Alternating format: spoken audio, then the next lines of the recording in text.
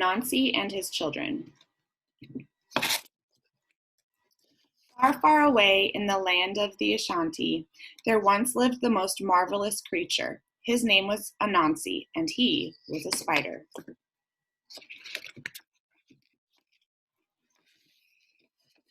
Some said Anansi was wise. After all, he had lived a long time and was great friends with Nyame, the god of all things. Some said Anansi was clever. After all, he could weave the most marvelous webs and spin magical stories.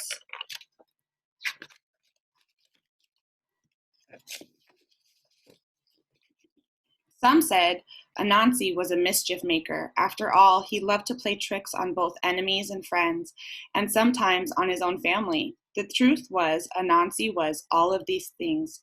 He was wise, and he was clever, and he was a mischief maker. But Anansi was also a father, and he had 6 children whom he loved very much.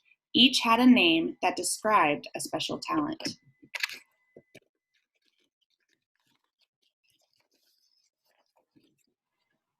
The first child was called Sea Trouble because that's what he could do. The second child was Road Builder.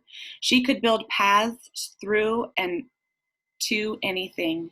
The third child was River Drinker. He could drain a river down to its rocky bottom.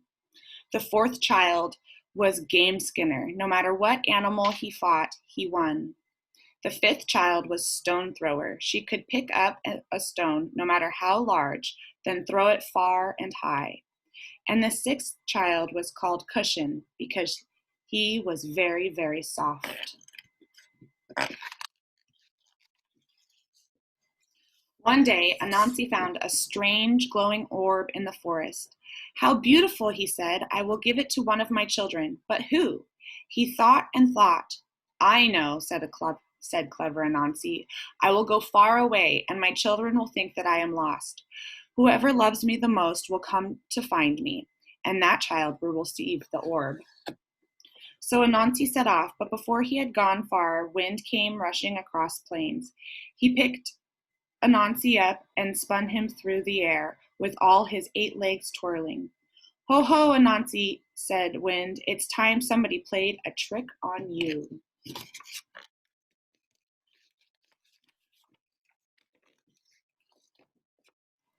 Wind took Anansi across the plains, through a forest, and over a mountain. Then he dropped Anansi by the side of a river. Goodbye, Anansi, laughed Wind. Have a nice walk home. But Anansi was very dizzy from the spinning and twirling. Before he knew it, he tumbled into the river. Oh no, said Anansi, rowing with all his 8 legs to get back to shore. But before he could reach land, a big fish saw him wiggling, swam up, and swallowed him.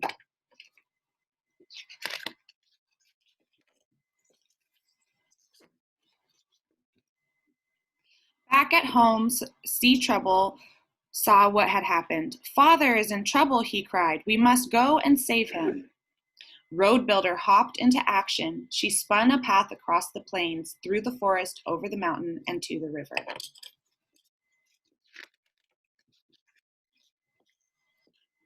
Now River Drinker went to work. Draining the water, soon the fish was flopping at the rocky bottom. Next, Game Skinner split the fish wide open. Out popped Anansi. My wonderful children, he cried.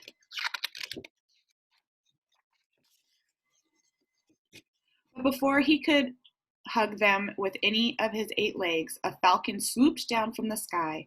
Not again, cried Anansi as he was carried into the air. Now it was Stone Thrower's turn. She snatched up a heavy stone and threw with all of her might. The stone hit the bird, who screeched and squawked and dropped Anansi. Cushion scrambled underneath to protect his father from the fall.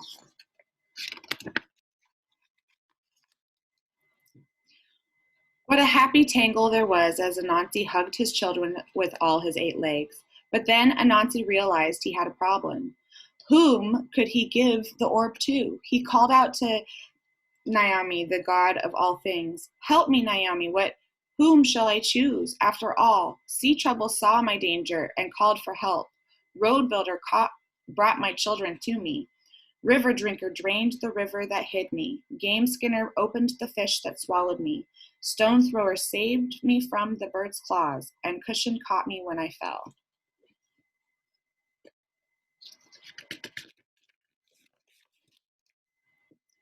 Wise Naomi answered, then all your children deserve the treasure. Give the orb to me. I will place it in the sky for all of them to enjoy.